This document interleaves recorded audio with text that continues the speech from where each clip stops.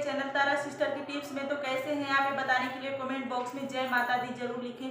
तो चलिए दोस्तों, आज के इस वीडियो में हम शेयर करने वाले हैं कि पीरियड के दौरान पूजा कैसे करें, व्रत कैसे करें। तो इस वीडियो में हम यही शेयर करने वाले हैं, बहुत ही अच्छे तरीके से वीडियो में बने रहिएगा। अगर वीडियो थोड़ी सी भी पसंद आती है तो वीडियो को एक लाइक और चैनल को सब्सक्राइब जरूर कर दीजिएगा, बेल आइकन को भी दबा दीजिएगा, जिससे कि मेरे नए नेक्स्ट वीडियो का नोटिफिकेशन आपके पास तुरंत पहुंच सके। तो चलिए दोस्तों, वीडियो को शुरू करते हैं। सबसे पहले दोस्तों सवाल ये आता है कि पीरियड के दौरान कोई भी नया व्रत उठा सकते हैं कि नहीं। देखिए फ्रेंड, कोई भी व्रत पूजा जब करना होता है तो हम महिलाओं के दिमाग में सबसे पहले यही आता है कि पीरियड के दौरान हम पूजा कर सकते हैं कि नहीं, व्रत उठा सकते हैं कि नहीं। सभी को इस दौरान गुजरना होता है, मतलब इस चीज से ये तो नेचुरल होता है। अगर कोई भी पूजा पाठ जैसे आप करें, पहले से ही कोई व्रत उठाए हैं और इस बार आपको पीरियड आ गया, आप व्रत को कंटिन्यू रखना चाहते हैं, पूजा को कंटिन्यू रखना चाहते हैं, तो ऐसे में आप पूजा व्रत छोड़ नहीं सकते हैं। लेकिन दिमाग में ये दुविधा रहता है कि पीरियड है तो पीरियड में तो पूजा पाठ किया नहीं जाता है, मंदिर में जाना वर्जित हो जाता है, पूजा के सामग्री को छूना वर्जित हो जाता है। तो बहुत सारे सवाल मन में जैसे उठते रहते हैं, तो यही हम इस वीडियो में क्लियर करेंगे। देखिए दोस्तों, क्या होता है कि जितने भी बड़े बड़े पूजा होते हैं, जितने भी बड़े बड़े व्रत होता है, तो ये दुविधा रहता है कि क्या पीरियड के दौरान पहला व्रत उठा सकते हैं कि नहीं। सभी के दिमाग में यही चलता है कि पीरियड के दौरान पहली बार व्रत उठा सकते हैं कि नहीं, जैसे कि जितिया का व्रत, छठ पूजा का व्रत या करवा चौथ, तीज का व्रत। ये बड़े बड़े व्रत होते हैं कि पीरियड के दौरान हम उठा सकते हैं कि नहीं। और व्रत जो जैसे होता है कि एकादशी का व्रत भी बड़ा व्रत ही माना जाता है, तो पीरियड के दौरान हम उठा सकते हैं कि नहीं। या तो फिर सोमवार का व्रत जो होता है, तो आप इस बार अगर आपको पीरियड आया है तो आप अगले बार से उठा सकते हैं, बहुत ही आसानी से। पीरियड में नहीं उठाना चाहिए। लेकिन जो बड़े बड़े व्रत होते हैं वो पीरियड में व्रत को उठा लेना चाहिए। क्या पता कि अगले बार भी पीरियड ही हो या उसके बाद भी पीरियड ही हो। तो ऐसे ऐसे कर मतलब ये तो नेचुरल होता है, अपने बस में नहीं होता है कि इस बार पीरियड है हम नहीं उठाएंगे तो अगले बार पीरियड नहीं रहेगा तो हम उठा लेंगे। अपने बस में नहीं होता है कि अगले बार पीरियड नहीं आएगा, पीरियड आ सकता है तो उस बार भी आप नहीं उठा पाएंगे और उसके बाद भी आप नहीं उठा पाएंगे। तो इससे अच्छा है कि आपको पीरियड में व्रत उठा लेना चाहिए। और क्या करना चाहिए दोस्तों कि पीरियड में बस पूजा पाठ नहीं किया जाता है, पूजा की सामग्री को नहीं छूना चाहिए। आप किसी और से पूजा करवा सकते हैं, जैसे कि जितिया का अगर पूजा कर रहे हैं तो ग्रुप में जितनी भी महिलाएं होती हैं, या छठ पूजा का व्रत करें तो आपको व्रत रख लेना चाहिए, व्रत उठा लेना चाहिए। आप पूजा किसी और से करवा सकते हैं।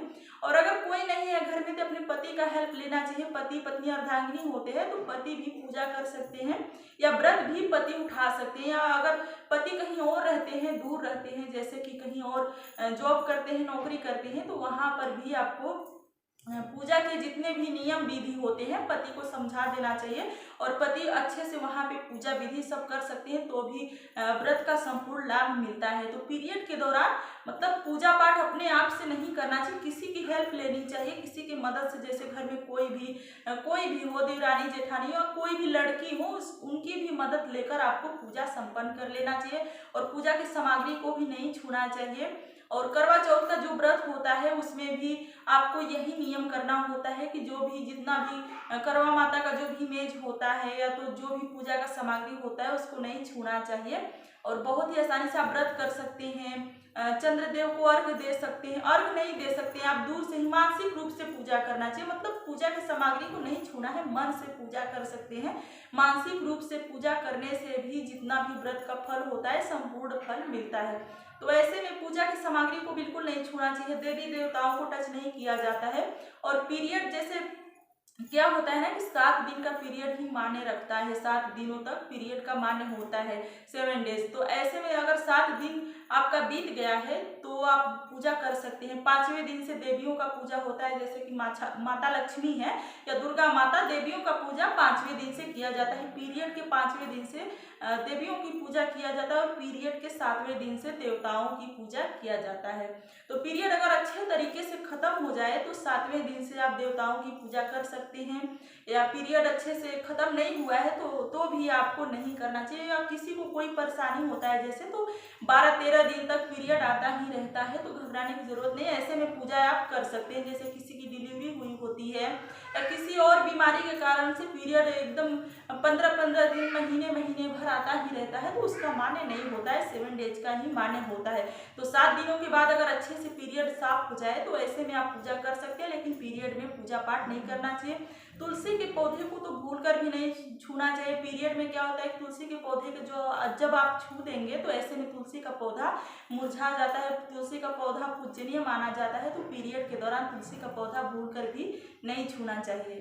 तो दोस्तों इतना तो क्लियर हो गया कि पीरियड के दौरान देवी देवताओं को टच नहीं करना चाहिए, छूना नहीं चाहिए। पूजा का सामग्री जितना होता है उसको भी नहीं छूना चाहिए, या जहाँ पूजा स्थल पर पूजा होता है, जैसे ग्रुप में पूजा होता है, सामूहिक रूप से पूजा होता है, जैसे छठ पूजा होता है, जितिया का पूजा होता है, तो वहाँ पे आप जा सकते हैं, गीत गा सकते हैं, कथा सुन सकते हैं दूरी पे बैठ के। जैसे समूह में महिलाएं बैठी होती हैं तो वहाँ पे आपको दूरी पे बैठना चाहिए। जब पीरियड है आपका तो दूरी पे बैठना चाहिए और किसी और की हेल्प से अपना जो जितना भी पूजा विधि है सब करवा देना चाहिए।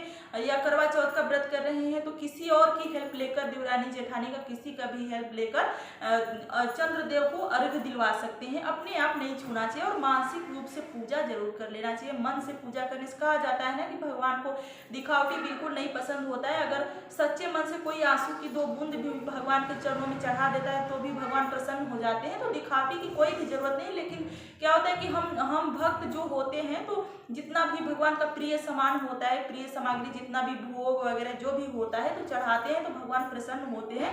तो इसलिए ये सब किया जाता है। अगर नहीं कर सकते हैं आप पीरियड के दौरान तो मन से भी पूजा करने से भगवान प्रसन्न हो जाते हैं और आपको मनवांछित फल मिलता है। आपका व्रत संपूर्ण माना जाता है। ऐसा नहीं है कि हम व्रत कर रहे हैं, पूजा नहीं करेंगे तो व्रत संपूर्ण नहीं माना जाएगा, ऐसा बिल्कुल भी नहीं सोचना चाहिए। पीरियड के दौरान अगर आप पूजा नहीं कर सकते हैं, व्रत अगर रखे हैं तो भी व्रत का संपूर्ण फल मिलता है। तो उम्मीद करते हैं कि जितनी भी हमारी बहनों को दुविधा होगा कि पीरियड के दौरान कैसे पूजा करना चाहिए, डेली पूजा जो घर में होता है, डेली पूजा में भी दुविधा रहता है कि पीरियड के दौरान हम भगवान को छू सकते हैं कि नहीं, मंदिर में जा सकते हैं कि नहीं, घर का जो मंदिर होता है उसमें जाना चाहिए कि नहीं, किसी पूजा के किसी सामग्री को छूना चाहिए कि नहीं। तो इतना भी क्लियर हम कर देते हैं कि बिल्कुल भी अगर 7 दिनों तक जब पीरियड आता है तो घर में जो मंदिर होता है, खासकर घर में ध्यान रखने की जरूरत है कि घर में मंदिर होता है तो वहाँ पे पोछा लगाने, सफाई करने भी नहीं जाना चाहिए। किसी और की हेल्प ले लेना चाहिए, लेकिन अपने आप बिल्कुल नहीं जाना चाहिए। पूजा के किसी भी सामग्री को नहीं छूना चाहिए, मंदिर में प्रवेश नहीं करना चाहिए, मंदिर के किसी भी सामान को नहीं छूना चाहिए। या जैसे कि नवरात्रि का व्रत होता है, जैसे कलश स्थापना आप कर रहे हैं तो ऐसे में भी इतना ध्यान देना चाहिए कि अगर पीरियड है तो कोशिश करना चाहिए कि आपको कलश स्थापना बिल्कुल भी नहीं करना चाहिए, क्योंकि कलश स्थापना जब होता है तो अखंड ज्योत जलाया जाता है। तो अखंड ज्योत जब आप जलाएंगे तो आपको बार बार जाकर ज्योत को देखना होता है, चेक करना होता है। तो ऐसे में अगर पीरियड है तो ऐसे में आपको नहीं करना चाहिए, क्योंकि पीरियड में कोई भी पूजा पाठ नहीं किया जाता है, पूजा की सामग्री को नहीं छुआ जाता है। तो उम्मीद करते हैं कि इस वीडियो के माध्यम से हमारी बहनों को, हमारे भाइयों को बहुत अत्यधिक लाभ मिलेगा। अगर थोड़ी सी भी वीडियो पसंद आई होगी तो वीडियो को एक लाइक और जाते जाते चैनल को सब्सक्राइब करना ना भूलिएगा, बेल आइकन को भी दबा दीजिएगा, जिससे कि मेरे नए नेक्स्ट वीडियो का नोटिफिकेशन आपके पास तुरंत पहुंच सके।